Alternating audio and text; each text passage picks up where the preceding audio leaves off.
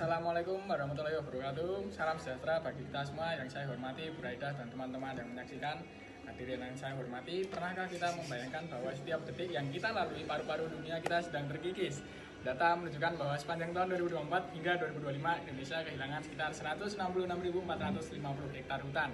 Angka ini bukan sekedar statistik di atas kertas ya, melainkan hilangnya rumah bagi satwa ikonik seperti orangutan Kalimantan yang kini berstatus critically endangered atau bisa disebut kayak hampir punah ya.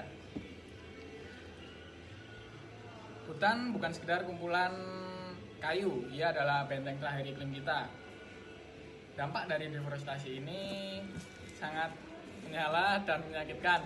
BNPB mencatat lebih dari 2.500 bencana hidrometeorologi seperti banjir dan tanah longsor terjadi setiap tahun. Mayoritas bencana ini terjadi justru di titik-titik yang mengalami penggundulan hutan. Meskipun KLHK menyatakan angka deforestasi turun 23,01% pada tahun 2025, kita tidak boleh terlena ya teman-teman ya. Data Global Forest Watch tetap menempatkan Indonesia dalam zona waspada kehilangan hutan tropis di Asia Tenggara. Jika kita terus memilih keuntungan ekonomi jangka pendek di atas kelestarian ekologi, sejatinya kita sedang melakukan investasi bodong ya. Investasi bodong itu investasi yang palsu ya teman-teman ya. Kita akan membayar bunga berupa bencana yang biayanya jauh lebih mahal dari keuntungan saat ini. Solusi dan penerapan atas apa jalan keluarnya ya. Jadi jalan keluarnya kita butuh langkah preventif bukan sekedar reaktif.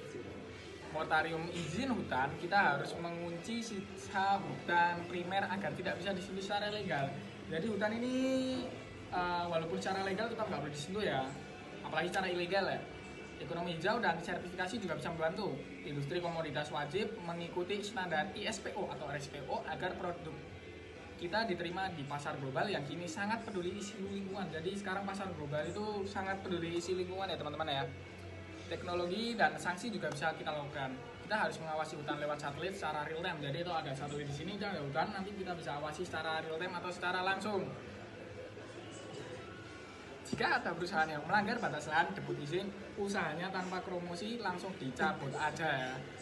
Kita juga intensif bagi masyarakat, berikan bantuan dana bagi desa-desa dan masyarakat adat yang berhasil menjaga tutupan hutannya. Jadi kita memberi bantuan kepada yang berhasil atau desa-desa yang berhasil menjaga hutannya ya. Karena bagi mereka hutan adalah ruangan hidup, bukan sekedar aset ekonomi yang tidak ada harganya. Hadirin sekalian, studi dalam jurnal Nature menyebutkan bahwa hutan kita menyimpan cadangan karbon dunia yang setara dengan emisi global selama bertahun-tahun. Menjaga hutan bukan hanya soal menyelamatkan pohon, tapi menyelamatkan napas anak cucu kita ya. Hutan itu warisan oksigen yang tak ternilai harganya. Mari kita hentikan deforestasi sekarang juga, sebelum alam sendiri yang menghentikan kehidupan kita.